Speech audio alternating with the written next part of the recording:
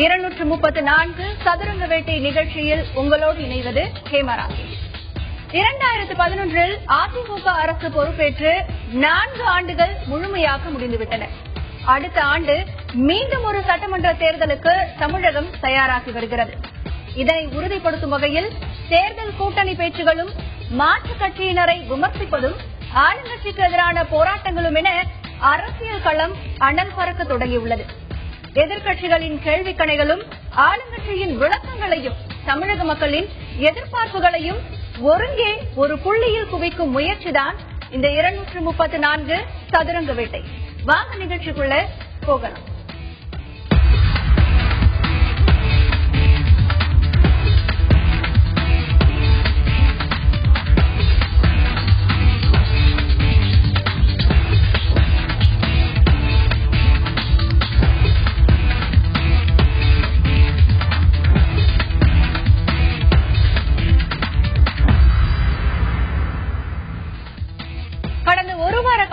தமிழக அரசியல்ல பரபரப்பா பேசப்படுற விஷயம் மெட்ரோ ரயில். நாங்க கொண்டு வந்தோம்னு அறிக்கை விட்ட திமுக உச்சகட்டமா பாராட்டு விழா கூட்டத்தையும் நடத்தினாங்க. மெட்ரோ ரயில் பயணத்தை துவக்கி வச்சதால அந்த பெருமை தங்களுக்கு என்பது அதிமுகவின் வாதம். மத்திய அரசு இல்லைன்னா மெட்ரோ வந்திருக்குமான்னு பாஜகவும் காங்கிரசும் தங்கள் பங்குக்கு குரல் கொடுக்க, இதெல்லாம் ஒரு விஷயமான்னு அன்புமணி ராமதாஸ் கொந்தளிக்க கடந்த வாரம் நடைபெற்றது மெட்ரோ அரசியல்.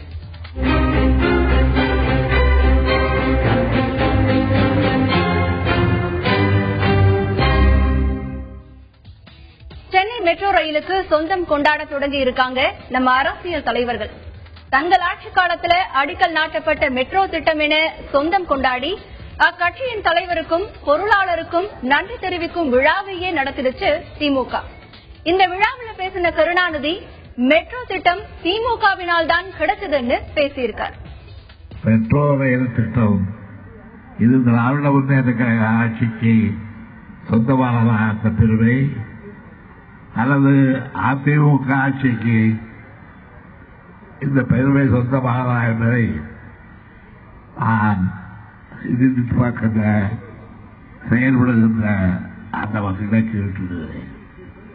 ஆனால் என்னை பொறுத்தவரையில் யார் இந்த திட்டத்தை கொண்டு வந்திருந்தாலும் அது மக்களுக்கு உள்ளபடியே பயன்படுவேன்.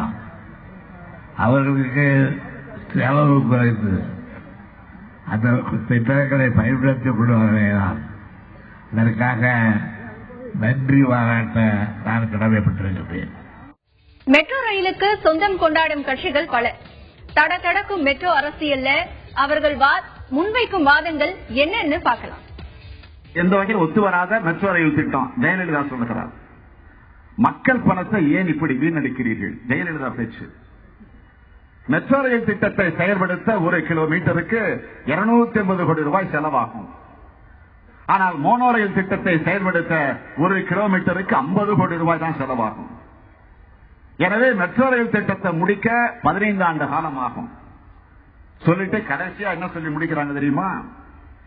மெட்ரோ ரயில் போன்ற உருப்படாத திட்டத்தை செயல்படுத்த வேண்டாம் என்று இந்த திமுக அரசு வலியுறுத்தி கேட்டுக் கொள்கிறேன். சொன்னது 2006 எதிர்க்கட்சி தலைவராக இருந்த அம்மையார் ஜெயலலிதா. இப்போ இந்த திட்டத்தை நான் தான் வித்திட்டேன் என்று வாய்க்கூசாமல் பேசுவதற்கு ஜெயலலிதாவுக்கு எப்படி மனசு வந்தது?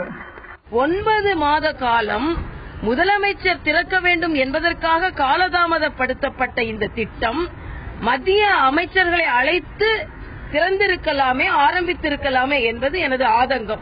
அது மட்டுமல்ல, அவர்களை அழைத்தோம் என்று இல்லை என்றால் மத்திய அரசின் பங்கை பற்றி திறப்பு விழாவில் குறிப்பிட்டிருக்கலாம்.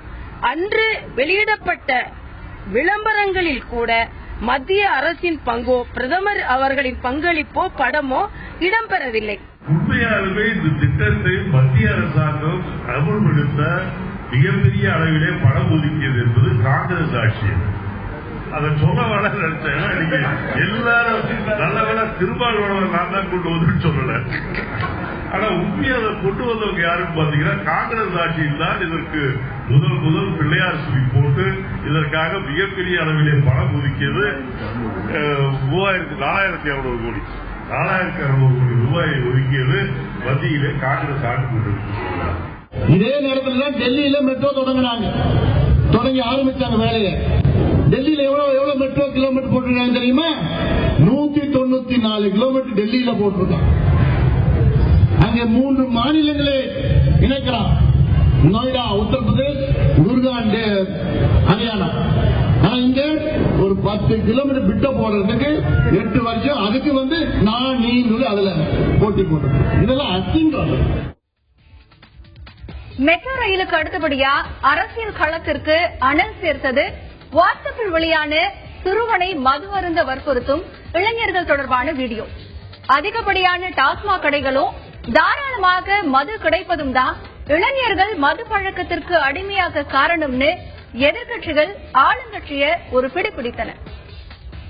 தமிழகத்தில் பிஞ்சுகள் மது அருந்தும் காட்சிகள் வாட்ஸ்அப்பில் வெளியான போது உண்மையிலேயே நெஞ்சை பதைக்கத்தான் செய்தது என வேதனை தெரிவிச்சிருக்காரு பாமகவோட இளைஞர் அணி தலைவர் அன்புமணி ராமதாஸ்.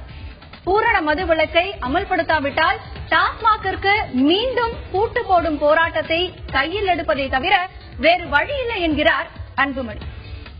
பூட்டு போடுற போராட்டம் கடந்த ஆண்டு கிடையாது. அந்த அளவுக்கு பெண்கள் இன்னைக்கு மிகுந்த கோபம் கொந்தளிப்பாக இருக்கிறாங்க. ஒரு இடத்துல எல்லாம் சொல்றாங்க, இன்னைக்கு ஆர்ப்பாட்டத்துக்கு நாங்கன்னா கடையை மூட வந்தோம், அவங்க நாங்க கட்டுப்படுத்தி பொறுமையா இருங்கன்னு சொல்லிட்டு இன்னும் கொஞ்ச நாள் அவங்களே மூடுவாங்க. ஏன்னா நீங்க பாத்துருக்கீங்க செய்தித்தாள்ல ஆங்காங்கே பெண்கள் போராடி கடைகளை மூடுகிறாங்க, கடைகள் புதிய கடைகள் வருவது தடுக்கின்றார்கள் என்று செய்திகள் நம்ம பார்த்து. காரணம் இன்னைக்கு சின்ன குழந்தைகள் பிள்ளைகள் குடிக்க தொடங்கிவிட்டாங்க. காலையில வாட்ஸ்அப் நேற்று வாட்ஸ்அப்ல ஒரு செய்தி பார்த்தேன், பதறி போயிட்டு அதுல ஒரு நம்மளை பார்த்து ஒரு சின்ன குழந்தைய மது ஊற்றி குடிக்க வச்சுக்கிட்டு தொந்தரவு பண்ணி இதெல்லாம் இப்படி நாடு எங்க போகுதுன்னு தெரியுது. மதுவிலக்கு அமல்படுத்தப்படணும்னு நடைபயணம் எல்லாம் மேற்கொண்டவர் மதிமுக பொதுச் செயலாளர் வைகோ. தமிழ்நாட்டில் மது என்னும் அரக்கன் தலைவிரித்து ஆடுவதாக விமர்சித்துள்ள அவர், இளைஞர்கள் மட்டுமல்ல குழந்தைகளும் மதுவிற்கு அடிமையாகும் நிலை இருப்பதா கவலை தெரிவித்திருக்கார். இப்படி லட்சக்கணக்கான குடும்பங்களை நாசமாக்குகின்ற விதத்தில் இந்த மதுவை மேலும் மேலும் திணிப்பதற்கு பார் கொண்டு வர்றோம், புது பார் கொண்டு வர்றோம், எல்லாத்துக்கும் புது சரக்கு கொடுக்கிறோம் என்று இவ்வளவு மதுவையும் கொடுத்து பாழாக்குகிற இந்த சர்க்கார் மேல யார் கேஸ் போடுறது?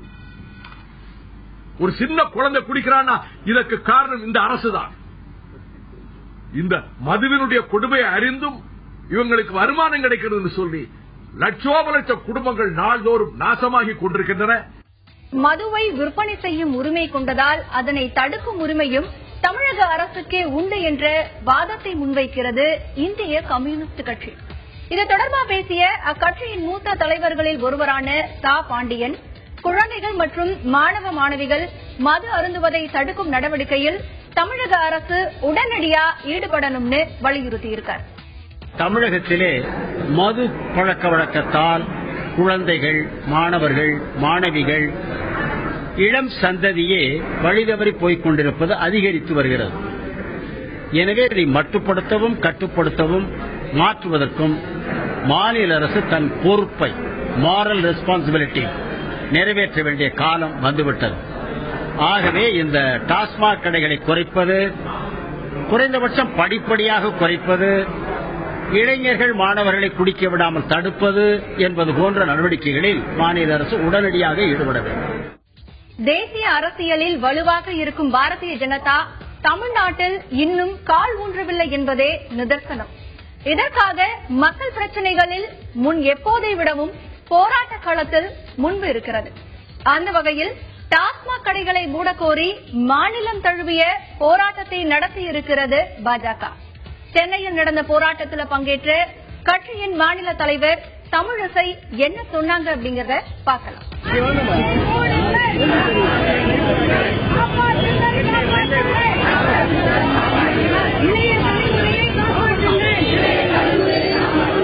நீங்கள் மறுபடியும் முதலமைச்சராக தேர்ந்தெடுக்கப்பட்ட போது கையெழுத்திடும் பொழுது முதல் கையெழுத்து டாஸ்மாகை ஒழிக்கும் கையெழுத்தாக இருக்க வேண்டும் என்று நாங்கள் கோரிக்கை வைத்தோம்.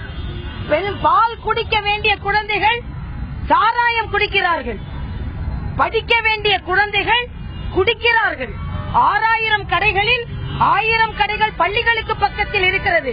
ஒரு தமிழ் சமுதாயத்தை ஒழித்துவிட்டு என்ன அரசாங்கம் நீங்கள் நடத்தப் போகிறீர்கள்? வேதனையாக இருக்கிறது. வேதனையோடு சொல்கிறேன். முடி முதல் கால் நகம் வரை விஷமான ஒரு வஸ்துவை தமிழகர்கள் வாங்கி குடித்துக் கொண்டிருக்கிறார்கள். பெண்கள் அல்லல் பட்டுக் கொண்டிருக்கிறார்கள்.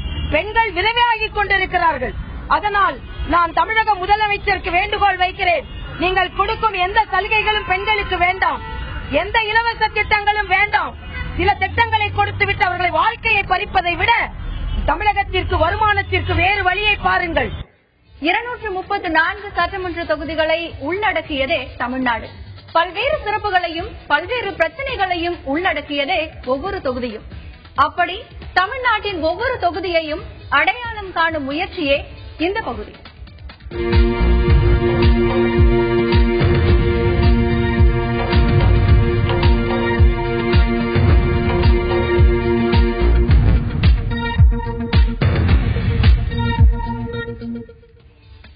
தமிழ்நாட்டில் தலையெழுத்தை எழுதக்கூடிய இடமாக திகழ்வது தலைநகர் சென்னை. இங்குள்ள சட்டமன்ற தொகுதிகள், அவற்றில் ஒரு சில பிரச்சனைகள் என்னவென்பதை அலசுவோம். முதலில் 2011 சட்டமன்ற தேர்தலில் சென்னை மாவட்ட சட்டமன்ற தொகுதிகளில் போட்டியிட்டவர்கள் பற்றியும் அதில் வெற்றி பெற்றவர்கள் பெற்ற வாக்குகள் குறித்தும் தற்பொழுது பார்க்கலாம். ஆர்கே நகர் தொகுதியில் அதிமுக சார்பில் போட்டியிட்ட பி வெற்றிவேல் தம்மை எதிர்த்து போட்டியிட்ட திமுகவை சேர்ந்த PK சேகர் பாபுவை விட 31,255 வாக்குகள் அதிகம் பெற்று வெற்றி பெற்றார். கடந்த சில வாரங்களுக்கு முன்பு நடைபெற்ற இடைத்தேர்தலில் அதிமுக சார்பில் அந்த கட்சியின் பொதுச் செயலாளரும் முதலமைச்சருமான ஜெயலலிதா போட்டியிட்டு 1.5 லட்சம் வாக்குகள் வித்தியாசத்தில் வெற்றி பெற்றது குறிப்பிடத்தக்கது. பெரம்பூர் சட்டமன்ற தொகுதியில் திமுக வேட்பாளர் NR தனபாலனை எதிர்த்து களம் கண்ட மார்க்சிஸ்ட் கம்யூனிஸ்ட் கட்சி வேட்பாளர் A சவுந்தரராஜன் 17,423 வாக்குகள் வித்தியாசத்தில் வெற்றி பெற்றார். கொளத்தூர் தொகுதியில் தம்மை எதிர்த்து போட்டியிட்ட அதிமுக வேட்பாளர் சைதை துரைசாமியை விட திமுக வேட்பாளர் MK ஸ்டாலின் 2,734 வாக்குகள் அதிகம் பெற்று வென்றார். வில்லிவாக்கம் தொகுதியில் திமுக வேட்பாளர் K அன்பழகனை விட அதிமுக வேட்பாளர் பிரபாகர் 10,772 வாக்குகள் அதிகம் பெற்று வெற்றி வாகை சூடினார். திருவிக நகர் தொகுதியில் காங்கிரஸ் வேட்பாளர் நடேசனை அதிமுக வேட்பாளர் நீலகண்டன் 29,341 வாக்குகளில் வீழ்த்தினார். எழும்பூர் சட்டமன்ற தொகுதியில் திமுகவின் பருதி இளம்வழுதியை எதிர்த்து போட்டியிட்ட தேமுதிகவின் நல்ல தம்பி 202 வாக்குகள் வித்தியாசத்தில் வெற்றியை தனதாக்கினார். ராயபுரம் தொகுதியில் காங்கிரஸ் சார்பில் களம் கண்ட மனோகரை விட அதிமுக வேட்பாளர் T ஜெயக்குமார் 21,372 வாக்குகள் அதிகம் பெற்று வென்றார். துறைமுகம் தொகுதியில் அதிமுக வேட்பாளர் பழ கருப்பையா திமுக வேட்பாளர் அல்தாப் ஹுசேனை 20,317 வாக்குகள் வித்தியாசத்தில் வீழ்த்தினார். சேப்பாக்கம் திருவல்லிக்கேணி சட்டமன்ற தொகுதியில் மனிதநேய மக்கள் கட்சி வேட்பாளர் தமீம் அன்சாரியை எதிர்த்து போட்டியிட்ட திமுகவின் J அன்பழகன் 9,203 வாக்குகள் வித்தியாசத்தில் வெற்றியை தனதாக்கினார். 1000 விளக்கு தொகுதியில் அதிமுக வேட்பாளர் B வளர்மதி திமுகவின் ஹசன் முகமது ஜின்னாவை விட 7,592 வாக்குகள் அதிகம் பெற்றார். அண்ணா நகர் தொகுதியில் அதிமுக வேட்பாளர் கோகுல இந்திரா காங்கிரஸ் வேட்பாளர் VK அறிவழகனை விட 36,590 வாக்குகள் அதிகம் பெற்றார். விருகம்பாக்கம் சட்டமன்ற தொகுதியில் போட்டியிட்ட திமுக வேட்பாளர் தனசேகரனை விட தேமுக வேட்பாளர் பார்த்தசாரதி 14,094 வாக்குகள் அதிகம் பெற்று வென்றார். சைதாப்பேட்டை தொகுதியில் அதிமுக வேட்பாளர் செந்தமிழன் திமுகவின் மகேஷ்குமாரை 12,071 வாக்குகள் வித்தியாசத்தில் தோற்கடித்தார். தியாகராய நகர் தொகுதியில் அதிமுக வேட்பாளர் VP கலைராஜன் தம்மை எதிர்த்து களம் கண்ட காங்கிரசின் செல்லகுமாரை விட 32,462 வாக்குகள் அதிகம் பெற்று வென்றார். மயிலாப்பூர் தொகுதியில் காங்கிரஸ் சார்பில் போட்டியிட்ட KV தங்கபாலுவை விட அதிமுக வேட்பாளர் ராஜலட்சுமி 29,204 வாக்குகள் அதிகம் பெற்று வெற்றி பெற்றார். வேளச்சேரி சட்டமன்ற தொகுதியில் பாமக வேட்பாளர் ஜெயராமனை விட அதிமுக வேட்பாளர் MK அசோக் 31,720 வாக்குகள் அதிகம் பெற்று வெற்றி பெற்றார். கடந்த சட்டமன்ற தேர்தலில் பல்வேறு வாக்குறுதிகளை கொடுத்துதான் ஆட்சி கட்டலில் அமர்ந்தது அதிமுக. அப்படி சொன்ன வாக்குறுதிகளில் எல்லாம் என்னென்ன நிறைவேற்றப்பட்டிருக்கு, எதுவெல்லாம் நிறைவேற்றப்பட காத்திருக்கு அப்படிங்கிற விவரங்களை பார்க்கலாம்.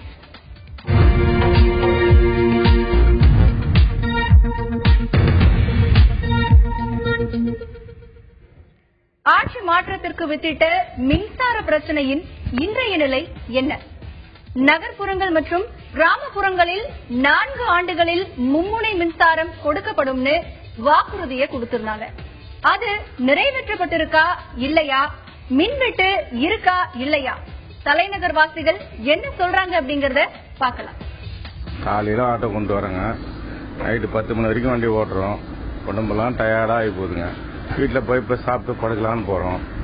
படுத்து கொஞ்ச நேரம் பொறுத்து கரண்ட் ஆஃப் ஆகி போகுதுங்க. அங்கே இருக்கிற வீடு ஒரே கனலா இருக்கு. அதில் காற்று இல்லைன்னா தூங்கவும் முடியாது, ஃபேன் இல்லைன்னா தூங்க முடியாது. கரண்ட் போச்சுனாக்கா 2 ஹவர் 3 ஹவர் வரதே இல்லை. கேட்டாக்கா அங்கே ரிப்பேர் இங்கே ரிப்பேர்னு சொல்றாங்க. கவர்மெண்ட் எல்லாம் கரண்ட் கொடுக்குது, கரண்ட் நிப்பாட்டுறது கிடையாது அப்படின்னு தான் சொல்றாங்க. ஆனா கரண்ட் எந்த நேரம் போயிட்டு தான் இருக்கு. கரண்ட் போயிட்டு தான் இருக்கு. கரண்ட் ஒழுங்கா வரதும் கிடையாது. இப்போ 1 ஹவர் 2 ஹவர்ஸ் இப்போ அந்த அளவுக்கு சிட்டில நான் இருக்கிறதுனால போய் பேசக்கூடாது. சிட்டில எங்க ஏரியால அந்த அளவுக்கு போற மாதிரி ஒன்றும் தெரியல. சாமானிய மக்களுடைய மனநிலை என்ன அப்படிங்கறத பார்த்தோம். தொடர்ந்து சென்னையின் அடையாளங்களில் ஒன்றாக காணப்படுகிறது கூவம் நதியின் அசுத்தம். இதனை சுத்தப்படுத்த நடவடிக்கை எடுக்கப்படும் என்பதும் ஒவ்வொரு கட்சியின் தேர்தல் வாக்குறுதிகளில் ஒன்று. அந்த வாக்குறுதியின் இன்றைய நிலை என்ன என்பதை பார்க்கலாம். வெள்ளக்கால காலத்துல இங்க போட்டுக்கிட்டு இருந்தாங்க. நான் பார்த்தது கிடையாது, கேள்விப்பட்டிருக்கேன். தண்ணியும் ரொம்ப நல்ல தண்ணியா இருந்தது. இந்த மாதிரி ஸ்மெல்லே கிடையாது. ஆனா நம்முடைய இது ஆட்சியில வரும்போது இது கூவமா மாறி, அதான் நல்ல தண்ணி கூவமா மாறி துர்நாத்து இப்போ பாருங்க என்ன மாதிரி வீசுது. ஆகையால பூச்சிங் தோந்துரு அந்த இதெல்லாம் அதிகமா இருக்குது. இந்த அரிசி பழையபடி அதாவது வெள்ளக்காரன் போட்டு விட்ட மாதிரி விட்டு இதனால இப்போ இந்த ட்ரெயின் விட்டுருக்காங்க பாருங்க, மெட்ரோ ட்ரெயின். அதே மாதிரி ஒரு சீர்திருத்தம் பண்ணாங்களாம். இதுல நல்ல வருமானம் வரும். அதே மக்களுக்கு ஒரு நல்ல பயன் அடையும். துர்நாற்றம் வீசுதும் மாறும், நல்ல தனியாக இருக்குன்னு நினைக்கிறோம். ஆழ்கடல் மீன்பிடி படகுகளுக்கு 50% மானியம் அளிக்கப்படும். குளிர்சாதன மீன் பூங்கா, ஏற்றுமதி கப்பல் பூங்கா என மீனவ சமுதாயத்திற்கு அதிமுக அளித்த வாக்குறுதிகள் முக்கியமானவை. இவை நிறைவேற்றப்பட்டுள்ளதா இல்லையா என்பதை மீனவர்கள் குரலில் கேட்கலாம். தமிழக மீனவர்கள் ஆழ்கடல்ல போய் ஆழ்கடல்ல மீன் பிடிக்கணும் அப்படின்னு சொல்லிட்டு ஒரு சிறந்த திட்டத்தை அறிவிச்சாங்க. அது என்ன திட்டம்னு பாத்தீங்கன்னா 60 லட்சம் ரூபாயில ஆழ்கடல் மீன்பிடிப்புக்கான விசைப்படகுகள் அமைத்து அதுல 50% அதாவது 30 லட்சம் ரூபாய் மானிய விலையில அந்த விசைப்படகுகளை மீனவர்களுக்கு வழங்கும் ஒரு திட்டத்தை அறிவிச்சாங்க. அதே நேரத்தில் அந்த திட்டத்தில் ஆழ்கடல்ல போய் மீன் பிடிக்கக்கூடிய பல்வேறு இந்த 60 லட்சம் ரூபாய் மதிப்புள்ள ஆழ்கடல் விசைப்படகுகள் ஒரு பகுதியில் மீன் பிடிக்கிறாங்கன்னா அவங்க அந்த பகுதியில் மீன் பிடிச்சு அந்த மீன்களை கரையை கொண்டு வரும்போது டீசல் செலவு மற்ற ஐஸ் செலவு அதெல்லாம் அதிகமாகுதுன்றதுக்காக ஆழ்கடல்ல மீன் பிடிக்கக்கூடிய பல்வேறு விசைப்படகுகளுடைய மீன்கள் எல்லாம் சேகரித்து கரையில கொண்டு வருவதற்காக மதர் வெசல் சிஸ்டம் சொல்லிட்டு ஒரு சிஸ்டத்தை உருவாக்குனாங்க. அந்த மதர் வெசல் கான்செப்ட் அதாவது ஒரு 15-20 போட்டுகள் மீன் பிடிச்சிட்டு இருப்பாங்க. அவங்க பிடிச்ச மீன்கள் எல்லாத்தையுமே ஒரு பெரிய மதர் வெசல் எல்லாத்தையும் கலெக்ட் பண்ணி கரையை கொண்டு கரையில எக்ஸ்போர்ட் பண்ணக்கூடிய ஒரு நல்ல சிஸ்டம் அது. ஆனா இன்னைக்கு அந்த சிஸ்டம் பாத்தீங்கன்னா நடைமுறைப்படுத்தப்படாம நிலுவையில் இருக்கு.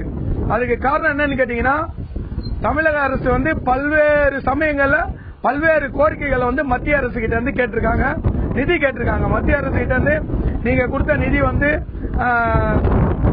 அதிகப்படியான நிதியா இல்ல, அதனால தமிழ்நாட்டில் இருக்கக்கூடிய மீனவர்களுடைய வாழ்வாதாரம் சிறப்பாக அமையணும்னா தமிழகத்தில் இருக்கக்கூடிய பல்வேறு பகுதியில் உள்ள மீனவர்களுக்கு இந்த விசைப்படகுகளை வழங்கணும்.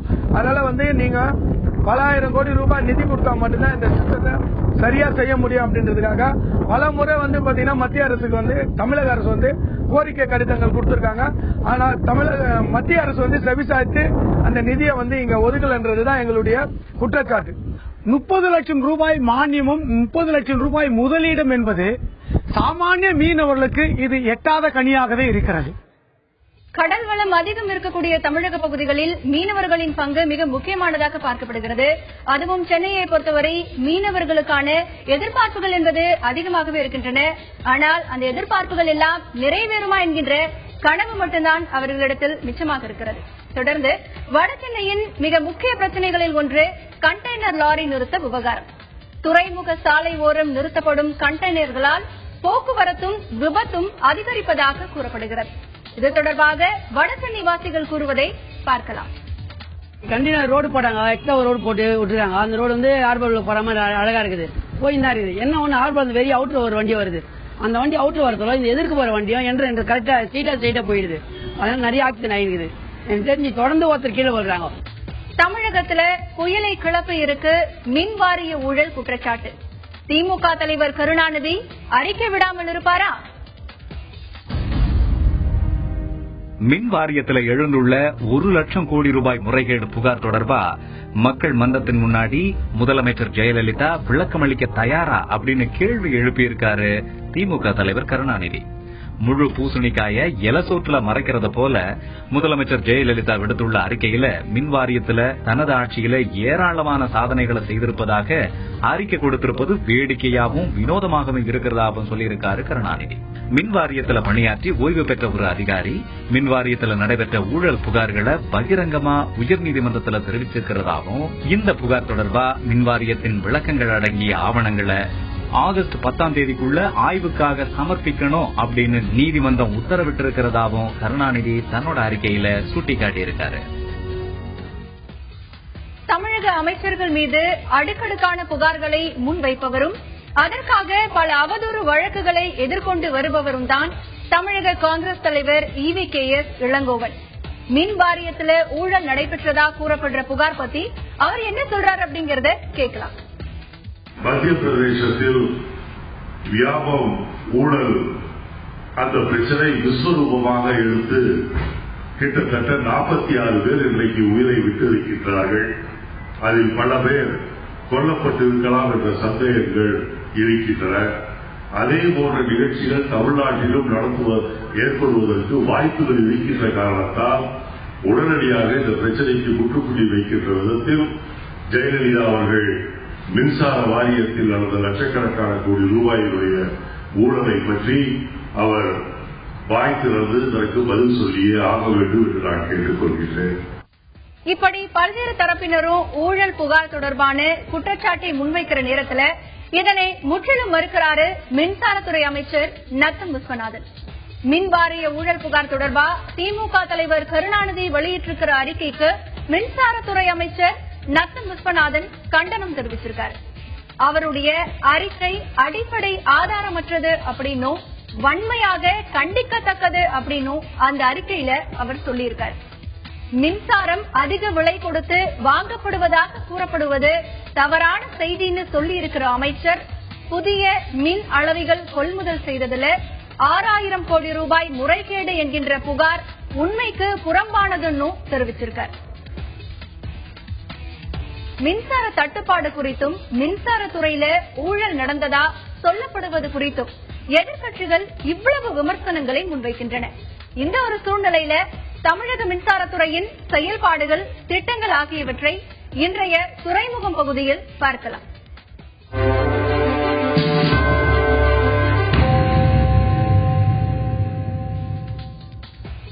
மின் தட்டுப்பாட்டை போக்கவும் மின் உற்பத்தியை அதிகரிக்கவும் பல்வேறு திட்டங்களை அதிமுக அரசு நடைமுறைப்படுத்தியுள்ளது. அந்த திட்டங்கள் என்ன, அதனால் உற்பத்தி செய்யப்படும் மின்சாரம் எவ்வளவு என்பதை இப்ப பார்க்கலாம்.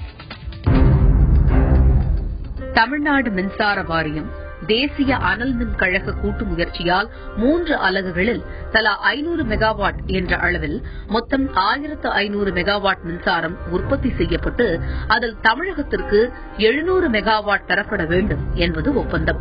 600 மெகாவாட் திறன் கொண்ட மேட்டூர் அனல் மின் திட்டம் நிலை 3 வணிக ரீதியிலான மின் உற்பத்தி தொடக்கம். வடசென்னை அனல் மின் நிலையம் நிலை 2 தலா 600 மெகாவாட் மின்சாரம் உற்பத்தி தொடக்கம். பவானி கட்டளை தடுப்பணை 2 மற்றும் 3 30 மெகாவாட் பெரியார் வைகை சிறுகுணல் திட்டத்தில் 2.5 மெகாவாட் மின் உற்பத்தி தொடக்கம். பவானி தடுப்பணை 2 10 மெகாவாட். மத்திய மின் உற்பத்தி திட்டமான சிம்மாதிரி நிலை 2 உள்ள 2 அலகுகளில் தலா 500 மெகாவாட் மின் உற்பத்தி. இதில் தமிழகத்திற்கு 199 மெகாவாட். கடந்த 3 ஆண்டுகளில் 7 திட்டங்கள் செயல்பாட்டுக்கு வந்தும் இன்னும் எதிர்பார்த்த மின்சாரம் மட்டும் கிடைக்கவில்லை என்பதுதான் சோகத்தின் உச்சம். மின்சாரத்தை போலவே கண்ணுக்கு தெரியாம உயிர் பலி வாங்கி வருகிறது ஜாதி. 2 வருடங்களுக்கு முன் இளவரசன், 2 வாரங்களுக்கு முன்னர் கோகுல்ராஜ், மரணம் விலகாத இந்த மரணங்களின் பின்னணியில் ஜாதிய கொடுமை இருக்கிறதா குற்றம் சாட்டுகிறார் விடுதலை சிறுத்தைகள் கட்சியின் தலைவர் திருமாவளவன்.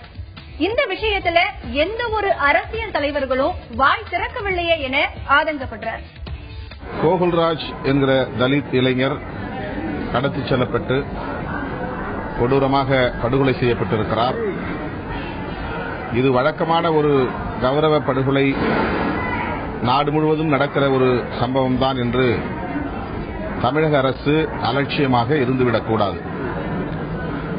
மிக மோசமான முறையில் அந்த இளைஞர் அச்சுறுத்தப்பட்டு அவரே தான் தற்கொலை செய்து கொள்ளப் போவதாக பேட்டி அளித்து அதனை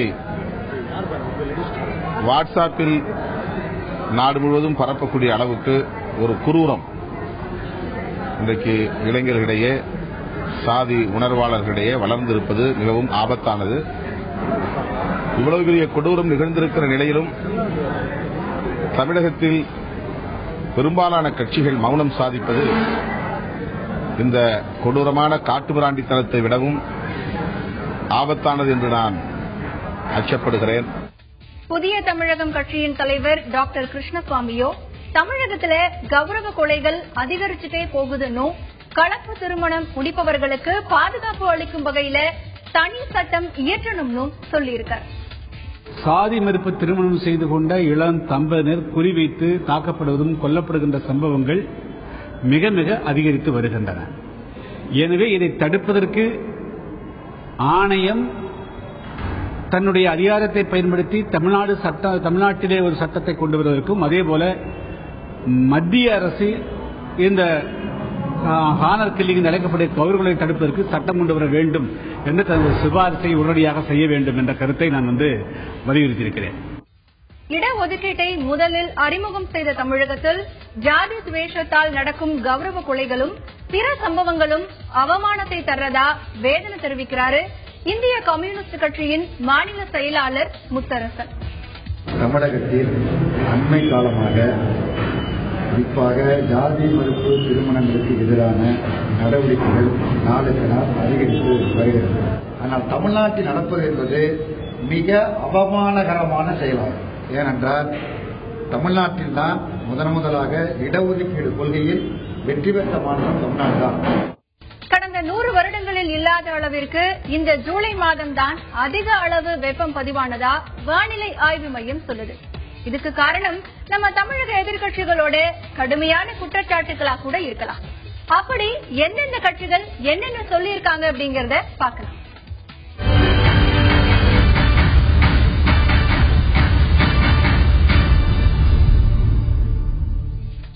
எதிர்கட்சித் தலைவரான தேமுதிகவின் விஜயகாந்த் வெளியிட்டிருக்கிற அறிக்கையில முதலமைச்சர் ஜெயலலிதா தன்னுடைய நேரடி கண்காணிப்பில் உடன்குடி அனல்மின் திட்டமும் சில்லஹள்ளா நீர்மின் திட்டமும் செயல்படுத்தப்படும் சொன்ன அறிவிப்பு என்ன ஆச்சுன்னு கேட்டிருக்காரு. சென்னையை தவிர்த்து பிற மாவட்டங்களில் குறிப்பாக கிராமப்புறங்கள்ல குறைந்தபட்சம் 6 மணி நேரம் வரை அறிவிக்கப்படாத மின்வெட்டு தொடர்ந்து இருப்பதாக மக்கள் சொல்றதா அறிக்கையில தெரிவிச்சிருக்காரு. மின் வாரிய ஊழல் புகார் தொடர்பா முதலமைச்சர் ஜெயலலிதா உண்மை நிலவரங்களை மக்களுக்கு தெரிவிக்கணும்னு கேட்டிருக்கிற விஜயகாந்த் சம்பந்தப்பட்ட துறை அமைச்சர் மீதும் அதிகாரிகள் மீதும் துறை ரீதியான நடவடிக்கையை எடுக்கணும்னு கேட்டிருக்கார். இதேபோல மேலும் பல அறிக்கைகளையும் வெளியிட்டிருக்காரு விஜயகாந்த். அது என்னென்னு பார்க்கலாம். முதல்ல ஆர்கே நகர் தொகுதியிலிருந்து தொடங்கிய விஜயகாந்த் ஜெயலலிதாவுக்கு ஆதரவா அரசு ஊழியர்களும் அதிகாரிகளும் பிரச்சாரத்தில் ஈடுபட்டதா ஒரு குற்றச்சாட்டை சொல்லியிருக்காரு. இது மட்டும் இல்லாம இது போன்ற பல்வேறு முறைகேடுகள் நடந்திருக்கிறதுனால இது தொடர்பா உயர்நீதிமன்றம் தாமாகவே முன்வந்து நடவடிக்கை எடுக்கணும், அப்படித்தான் தமிழக மக்கள் எதிர்பார்ப்பதாகவும் விஜயகாந்த் அந்த அறிக்கையில கேட்டிருக்காரு. அதிமுக அரசின் நிர்வாக சீர்கேடு என்ற தலைப்பில் அவர் வெளியிட்டுள்ள அறிக்கையில பால் உற்பத்தியாளர்கள், அரசு போக்குவரத்து கழக பிரச்சனை, அதுக்கப்புறம் மது குடிப்பதால் ஏற்படும் சமூக அவலங்கள் பத்தி தற்கொலை செய்து கொண்ட விவசாயிகளுக்கு நிவாரண உதவி இன்னும் வழங்கப்படலன்னு விமர்சித்துள்ள அவர், மறையத்தான் போகிறது தலைவணங்கும் அநியாயம், மாறத்தான் போகிறது மனிதா உன் விளையாட்டு என்ற புரட்சி தலைவர் நடித்த படத்தோட பாடல் வரிகள் தான் நினைவுக்கு வருகிறதாம். எதிர்க்கட்சித் தலைவர் அறிக்கையை தொடர்ந்து தமிழக காங்கிரஸ் தலைவர் EVKS இளங்கோவன் விடுத்த அறிக்கைகளை பார்க்கலாமா? எதிர்க்கட்சித் தலைவர் அறிக்கையை தொடர்ந்து தமிழக காங்கிரஸ் கமிட்டி தலைவர் EVKS இளங்கோவன் விடுத்த அறிக்கையை பார்க்கலாமா? அதிமுக அரசோட 4 ஆண்டுகால சாதனைகளை விளக்கி தமிழக முதலமைச்சர் ஜெயலலிதா பல்வேறு தவறான தகவல்களை வெளியிட்டதாகவும் இது போன்ற தகவல்களை வெளியிட்டது போதும் அப்படின்னு அறிக்கை வெளியிட்டிருக்கார் EVKS இளங்கோவன். முதலமைச்சர் ஜெயலலிதா இப்போதெல்லாம் தலைமைச் செயலகத்திற்கு வர்றதே இல்லை அப்படின்னும், அப்படியே வந்தாலும் பத்திரிகையாளர்கள் பார்வையில படாம அலுவலகத்திற்கு வந்த 1 மணி நேரத்திற்குள்ள வீட்டுக்கு போயிடுறதாகவும் சொல்லியிருக்காரு EVKS இளங்கோவன். அதிமுகவினர் 4 ஆண்டு கால சாதனைகளை விளக்கி கூட்டம் நடத்த சொல்வது மிகவும் கேலிக்குரியதா இருக்குன்னு சொல்லியிருக்கிற இளங்கோவன் அதை விட 4 ஆண்டு கால வேதனைகளை விளக்கி கூட்டம் நடத்தலாம்னு விமர்சனம் செஞ்சிருக்காரு. பாமக நிறுவனர் ராமதாஸ் வெளியிட்ட அறிக்கை விவசாயிகள் சம்பந்தப்பட்டது. தமிழகத்துல கடந்த 4 வருடங்கள்ல 1500 விவசாயிகள் தற்கொலை செய்ததாக கூறும் ராமதாஸ் இனியும் இது போன்ற நிகழ்வுகள் நடக்காம பாத்துக்கணும்னு சொல்லியிருக்காரு. விவசாயிகளுடைய பயிர் கடன்களை முழுமையா தள்ளுபடி செய்யணும்னு கேட்டிருக்கிற ராமதாஸ் வறட்சியால் பாதிக்கப்பட்ட விவசாயிகளுக்கு ஏக்கருக்கு 25,000 வீதமும், விவசாயிகள் குடும்பங்களுக்கு ஒரு முறை உதவியாக 15,000 வீதம் இழப்பீடு வழங்கணும்னு தமிழக அரசை வலியுறுத்தி கேட்டிருக்காரு. பாமக நிறுவனர் டாக்டர் ராமதாஸ் ஒரு அறிக்கையை வெளியிட்டிருக்காரு. இந்த அறிக்கை விவசாயிகள் சம்பந்தப்பட்டது. தமிழகத்துல கடந்த 4 வருஷத்துல 1500 விவசாயிகள் தற்கொலை செஞ்சுக்கிட்டதா சொல்லும் ராமதாஸ் இனியும் இது போன்ற நிகழ்வுகள் நடக்காம பாத்துக்கணும்னு சொல்லியிருக்காரு. விவசாயிகளோட பயிர்க்கடன்களை முழுமையா தள்ளுபடி செய்யணும்னு கேட்டிருக்கிற ராமதாஸ் வறட்சியால பாதிக்கப்பட்ட விவசாயிகளுக்கு ஒரு ஏக்கருக்கு 25,000 ரூபாய் வீதம் கொடுக்கணும், விவசாயிகள் குடும்பத்திற்கு ஒரு முறை உதவியாக ரூபாய் 15,000 வீதமும் இழப்பீடு வழங்கணும்னு தமிழக அரசை வலியுறுத்தி கேட்டிருக்காரு டாக்டர் ராமதாஸ். தன்னுடைய கொளத்தூர் தொகுதியில பொதுமக்களை சந்திச்சு குறைகளை கேட்டு அறிஞ்சிருக்காரு அந்த தொகுதி MLA MK ஸ்டாலின். கொளத்தூர் தொகுதியில் ராஜாஜி நகர், காவேரி நகர் பகுதி மக்களுடன் 2 மணி நேரம் நடைபெற்ற பேசலாம் வாங்க நிகழ்ச்சியில் அதிமுக அரசையும் அரசு அதிகாரிகளையும் விமர்சித்தார் ஸ்டாலின். அதாவது குறை கேட்பு நிகழ்ச்சிக்கு பொதுமக்கள் திரளா வராங்க, ஆனால் பதில் சொல்ல அரசு அதிகாரிகள் வருவதில்லை என்பதுதான் அது. தொகுதி மேம்பாட்டு நிதியில் இருந்து பணிகளை செய்ய நிறைய எழுதி கொடுத்துள்ளதாகவும், ஆண்டுக்கு 2 கோடி வீதம் 3 ஆண்டுகளுக்கு 6 கோடி ரூபாய் நிதி ஒதுக்கி இருந்ததாகவும், இதில் 1 கோடிக்கு மட்டுமே செலவு செய்ய அனுமதி வழங்கப்பட்டுள்ளதாகவும் தெரிவித்தார் வருத்தமாக. திமுகவுக்கு பெயர் கிடைத்துவிடக் கூடாது, புகழ் வந்துவிடக்கூடாது என்பதற்காக ஓர வஞ்சனை காரணமாக பணிகளை அதிகாரிகள் புறக்கணிக்கிறாங்கன்னும், முதியோர் பென்ஷன் மக்களுக்கு கிடைக்காததால் வழக்கு தொடர்ந்துள்ளதாகவும் தெரிவித்தார். இதில் தீர்ப்பு வரும்போது கொளத்தூர் தொகுதிக்கு மட்டுமல்ல தமிழகத்தில் உள்ள அனைத்து முதியோர்களுக்கும் நல்ல தீர்வு கிடைக்கும் என்று நம்புவதாகவும் ஒரு போடு போட்டார்.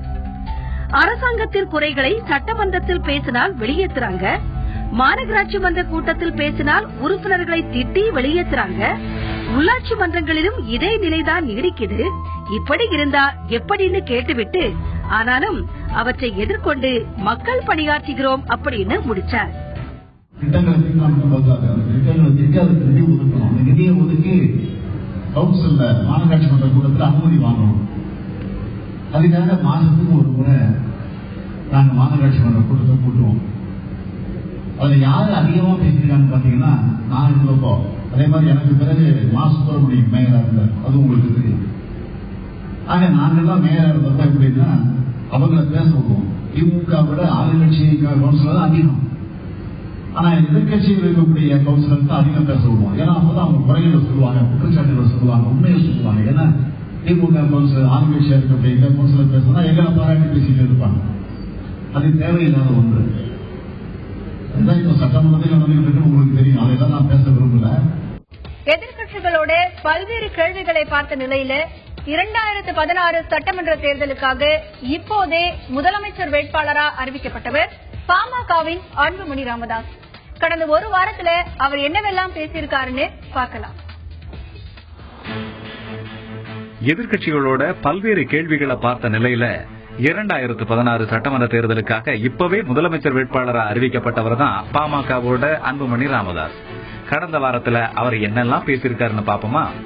எந்த ஒரு கூட்டத்துல பேசினாலும் வாய்ப்பு தாருங்கள், என்னை முதலமைச்சராக்க ஒரு முறை வாய்ப்பு தாருங்கள் என்ற ஒரு முழக்கத்தை தாரக மந்திரமா அவர் ஒலிக்க தொடங்கி இருக்காரு.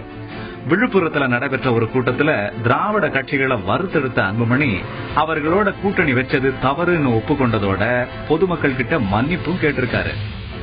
இன்னைக்கு பாட்டாளி மக்களுடைய நிலைப்பாடு, நாங்கள் இனி திமுகவோடு அண்ணா திமுகவோடு நாங்கள் போக மாட்டோம். இது உறுதி உறுதி உறுதி. கடந்த காலத்திலே நாங்கள் சென்றோம், அது நாங்கள் செய்த மிகப்பெரிய ஒரு தவறு. ஒரு அரசியல் கட்சி தவறை ஏற்றுக்கொள்வது சாதாரண செயல் கிடையாது.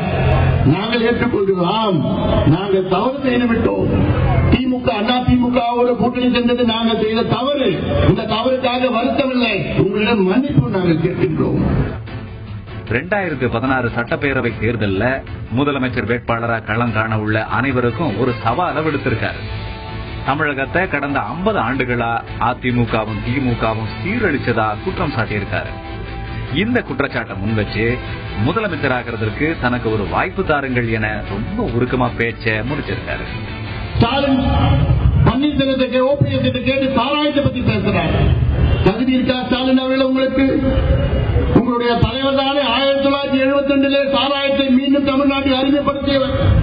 அன்று எவ்வளவு தலைவர்கள் எதிர்த்தார்கள், அதையெல்லாம் பொருட்படுத்தாமல் எனக்கு உங்களை பற்றி கவலை இல்லை, எனக்கு கவலை எல்லாம் பணம் பணம் பணம். இன்னைக்கு நீங்க சாராயத்தை பத்தி பேசுறீங்க. இன்னைக்கு நான் கேட்கிறேன், ஸ்டாலின் அவர்களுக்கு மட்டும் கிடையாது, தமிழ்நாட்டில் உள்ள எந்த முதலமைச்சர் வேட்பாளரும் வாருங்கள், ஒரு பொது மேடையை போடுங்கள், பொது மேடையிலே விவாதம் செய்வோம். அந்த விவாதத்தை மக்கள் நேரலை லைவ் டெலிகாஸ்ட் பார்க்கட்டும், பார்த்து மக்கள் முடிவு செய்யட்டும். அமெரிக்காவில் தான் நடக்கும். அமெரிக்க ஜனாதிபதி தேர்தலில் 5 பொது விவாதங்கள் நடக்கும். அங்கே 3 வேட்பாளர்கள், ஜனாதிபதி வேட்பாளர் 3 பேர், லைவ் டெலிகாஸ்ட். 30 கோடி மக்கள் அமெரிக்காவில் இருக்கின்றார்கள். அந்த 30 கோடி மக்களும் பார்ப்பாங்க. அதை பார்த்துதான் முடிவு செய்வாங்க. இறுதி முடிவு அவங்க தான் செய்வாங்க. ஓஹோ, இவனுக்கு தகுதி இருக்கு, தகுதி இல்ல, சரியா இல்ல, பேசல இருக்கலாம். அதுக்கு நான் தயார், நீங்கள் தயார். பொறுத்தது போதும் 50 ஆண்டு காலம் நீங்கள் பொறுமையாக இருப்பீர்கள். இன்னும் எவ்வளவு காலமாக நீங்கள் பொறுமையாக இருப்பீர்கள்? இதுவே வேற ஏதாவது ஒரு நாடா இருந்தால் இன்னைக்கு தமிழ்நாட்டில் புரட்சி வந்திருக்கும். என மாறி மாறி இவர்கள் ஆட்சி செய்து உங்களை ஏமாற்றியது போதும். ஒரு வாய்ப்பு பாட்டாளி மக்கள் கட்சிக்கு ஒரு வாய்ப்பு கொடுத்து பாருங்கள். இந்த அன்புமணிக்கு ஒரு வாய்ப்பு கொடுத்து பாருங்கள். திருச்சியில நடந்த பொதுக்கூட்டத்தில் பேசின பாஜக தேசிய செயலாளர் எச் ராஜா கொந்தளிச்சிருக்காரு. அத பத்தி பார்க்கலாம். கூட்டத்தில் பேசிய ராஜா திமுக காங்கிரஸ் இடதுசாரிகளை அவர் வாங்குன்னு வாங்கியிருக்காரு. இந்த தமிழகத்தில் மிகப்பெரிய தீய சக்தி, தேச துரோகி, வெள்ளக்காரன், கைக்கூலி இந்த ஈவேரான் கம்பெனி, கருணாநிதியான் கம்பெனி. நீ அந்த மாதிரி மக்களை ஏமாத்தின மாயை சொல்லி, ஆனால் உண்மையிலேயே மாநிலங்களுடைய பொருளாதார அதிகாரத்தை பலப்படுத்துவதற்காக central government revenue sharing, devolution of tax collection 32% 42 ஆக்கியது மோடி சர்க்கார். அது மாத்திரமல்ல, தேச விரோதிகள், அந்நிய கூலிகள், வெளிநாட்டின் எடுபிடிகள், இந்த கும்பல் பூரா சேர்ந்து இந்த தேசத்தில் மக்களை 67 ஏமாத்தி இருக்கிற அந்த கும்பல் மீண்டும் ஏமாத்துறதுக்காக இந்த காங்கிரஸ் கம்யூனிஸ்ட் கூட்டு சேர்த்துருக்கான். நண்பர்களே, சிந்தனை பண்ணி பாருங்க. இந்த காங்கிரஸ் கம்யூனிஸ்டுகள் அயோக்கியர்கள், ஏழை மக்களின் விரோதிகள், தேச துரோகிகள். அதனால இந்த மக்களுக்கு ஆதரவாக ஏழை மக்களுக்காக இருக்கின்ற தள்ளு வண்டியில வியாபாரம் பண்ற ஏழைக்கு, ஆட்டோ ஓட்டின் இருக்கிற ஏழைக்கு, விவசாயம் கூலி வேலை பார்க்கிற ஏழைக்கு, அவனுக்கு நீ 4 திட்டம் கொண்டு வந்தா இனிமே இவனால என்ன பண்ண முடியாது, நான் பாட்டாளிக்கு பங்காளின்னு இவன் சொல்லிக்க முடியாது. தமிழக சிறையில இருக்கிற ஆயுள் கைதிகளையும் சிறப்பு முகாம்களை இருக்கிறவங்களையும் உடனடியா விடுதலை செய்யணும்னு கோரி கோவையில நாம் தமிழர் கட்சியினர் ஆர்ப்பாட்டத்தில் ஈடுபட்டாங்க. ஆர்ப்பாட்டத்துக்கு இடையில செய்தியாளர்கள் கிட்ட பேசின அக்கட்சியின் ஒருங்கிணைப்பாளர் சீமான் சிறைத்துறை அதிகாரம் குறித்த சர்ச்சைக்கு முற்றுப்புள்ளி வைக்கணும்னு பேசியிருக்கார். 10 ஆண்டுகளுக்கு மேலாக சிறையில் வாடுகிற ஆயுள் சிறையாளிகளை விடுதலை செய்ய கோரியும், அதே நேரம் சிறப்பு முகாமை அது அவசியமற்றது. அந்த சிறப்பு முகாம்ங்கிற சித்திரவதை முகாம் இங்கே தேவையில்லை, அதை இழுத்து மூட வேண்டும் என்ற கோரிக்கையை வலியுறுத்தி பலமுறை நாங்கள் போராடிட்டோம். அதே கருத்தை திருப்பி ஒரு தடவை வலியுறுத்துறோம். அப்படியே அவர்கள் குற்றவாளிகள் விசாரிக்க வேண்டும்னா பொது சிறையிலே அடைச்சு விசாரிக்கலாம். அதனால இந்த நிலத்துல சிறப்பு முகாம் தேவையில்லை, அதை மூடணும் என்பதை வலியுறுத்துறோம். சிறைத்துறை நிர்வாகம் மாநில அரசு பட்டியல தான் இருக்கு. ஆனா இது மத்திய அரசு சிறை கைதிகளை விடுதலை செய்யறதுக்கான உரிமை மாநில அரசுக்கு இருக்கா இல்லையாங்கிற ஒரு விவாதத்தை கொண்டு நிறுத்தி இருக்குது. அது சிறையை பாதுகாப்பது பராமரிப்பது மாநில அரசு, சிறையாளிகளை பாதுகாப்பது, மருத்துவ உதவி செய்வது, உணவளிப்பது எல்லாம் மாநில அரசு. இப்ப விடுதலை செய்யற உரிமை மட்டும் மத்திய அரசுக்குன்னா இது ஒரு மாநில அரசின் உரிமை பறிப்பா தான் நாங்க பாக்குறோம். அதனாலதான் இந்த தமிழக அரசுக்கு இந்த கோரிக்கையை வலுவா நாங்க வலியுறுத்துறோம். நீங்க 10 ஆண்டுகளுக்கு மேல தண்டனை அனுபவிக்கிற சிறையாளிகளை விடுதலை செய்யுங்க என்று கோரிக்கை வச்சு போராடுறோம். கடந்த ஒரு வாரத்துல தமிழக அரசியல்ல இவ்வளவு விஷயங்கள் நடந்திருக்கிற நிலையில இது எதிர்கால அரசியல்ல எத்தகைய மாற்றங்களை ஏற்படுத்தணும், தேர்தல்ல கூட்டணியா மலருமா என்பது குறித்து அரசியல் விமர்சகர்கள் என்ன சொல்றாங்க அப்படிங்கறத கேட்கலாம்.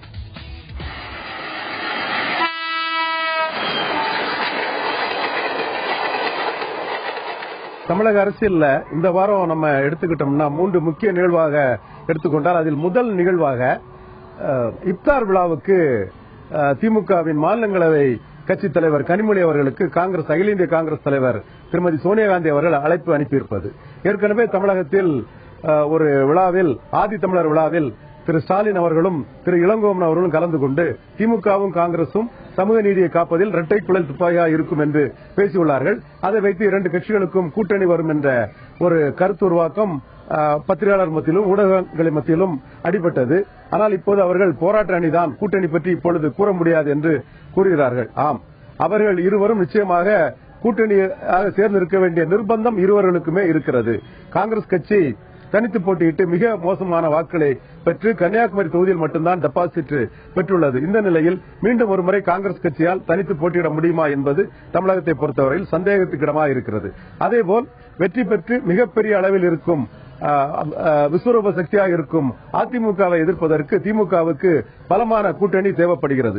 அந்த வகையில் திமுகவுக்கு காங்கிரஸ் தேவை, காங்கிரசுக்கு திமுக தேவை. ஆனால் இவர்களுக்கு இடையில் இப்பொழுது கூட்டணி இன்னும் உருவாகவில்லை என்ற அறிவிப்பு ஏன் வரவில்லை என்றால் தொகுதி பங்கீடு முடியவில்லை. தொகுதி பங்கீடு மிகவும் முக்கியமானது கூட்டணிக்கு. கொள்கை அளவில் இருவரும் ஒன்று சேர்ந்தாலும் தொகுதி பங்கீடு முடியும் வரை இவர்கள் இன்னும் கூட்டணி என்பதை ஒத்துக்கொள்ளாமல் தான் சென்று கொண்டிருப்பார்கள். அதுபோல் அடுத்த நிகழ்வாக இன்றைக்கு நாம் பார்க்க வேண்டும் என்றால் இடது கம்யூனிஸ்ட் தலைவர் ஜி ராமகிருஷ்ணன் அவர்கள் மதிமுக பொதுச் செயலாளர் வைகோ அவர்களை சந்தித்து பேசியது. அது நாம் பத்திரிகைகளில் என்ன பார்க்கிறோம் என்றால் கூட்டு போராட்டத்திற்கு வைகோவை சந்தித்து பேசியதாக அவர் கூறியுள்ளார். ஆனால் திரு வைகோ அவர்கள் இடது கம்யூனிஸ்டுடன் கூட்டு போராட்டத்திற்கு இணைந்து செயல்படுவதற்கான வாய்ப்புகள் குறைவு என்றே கருதுகிறேன். காரணம், இடது கம்யூனிஸ்டுகளும் சரி வலது கம்யூனிஸ்டும் சரி திமுக எதிர்ப்பு உணர்விலிருந்து மாறவில்லை. ஆனால் திரு வைகோ அவர்கள் திமுக எதிர்ப்புணர்விலிருந்து தன்னை மாற்றிக்கொண்டு திமுக அணியில் சேர்ந்து தேர்தலை சந்திக்கலாம் என்ற எண்ணத்தில் இருக்கிறார். மேலும் அவருக்கு கழிந்த 2011 தேர்தலில் தேர்தலை புறக்கணித்த திரு வைகோ அவர்களுக்கு 2016 கண்டிப்பாக வெற்றி பெற வேண்டிய ஒரு நிர்பந்தம் உள்ளது. அதனால் அவர் திமுக அணியில் இணைந்து செயல்படலாம் என்ற எண்ணத்தில் இருப்பவர் கம்யூனிஸ்டுடன் சேர்ந்து கூட்டு போராட்டத்திற்கு செல்வதற்கான வாய்ப்புகள் குறைவு என்றே கருதுகிறேன். அடுத்தபடியாக இந்த வாரத்தின் முக்கிய நிகழ்வாக டாக்டர் அன்புமணி ராமதாஸ் அவர்கள் திமுக அண்ணா திமுகவுக்கு மாற்று பாமக தான் என்று கூறியுள்ளார். அது அவர்கள் அரசியல் நிர்பந்தம் காரணமாக அதனை கூறுகிறார்கள். திமுகவுடனும் கூட்டணி சேர்ந்து தோல்வியடைந்த பாமக, அதிமுகவுடனும் கூட்டணி சேர்ந்து தோல்வியடைந்த பாமக, இனிமேல் நாம் இவர்களுடன் கூட்டணி சேர்ந்தால் நம்மை குறிவைத்து இவர்கள் தோற்கடித்து விடுவார்கள். இந்த கட்சியை சேர்ந்த மாற்று சமூகத்தோடு கூட நமக்கு சரியாக வாக்களிக்க மாட்டார்கள் என்ற சூழலிலும் இன்றைய தினம் சட்டமன்ற தேர்தலில் பாமக தன் பலத்தை மீண்டும் தனித்து நின்று பரிசோதிக்கலாம் என்ற நம்பிக்கையிலும் திமுக அதிமுகவுடன் கூட்டணி வேண்டாம் என்ற ஒரு முடிவெடுத்து அதில் அவர்கள் உறுதியாக செயல்பட்டுக் கொண்டிருக்கிறார்கள். தமிழக சட்டமன்ற தேர்தலை நோக்கிய இந்த 234 சதுரங்க வேட்டையின் அடுத்த கட்ட நகர்வுகளை துல்லியமாக கூறுவோம் மற்றொரு நிகழ்ச்சியில். அதுவரை உங்களிடமிருந்து விடைபெறுவது ஹேமா ராகேஷ். தொடர்ந்து இணைந்திருங்கள் தந்தி தொலைக்காட்சியுடன்.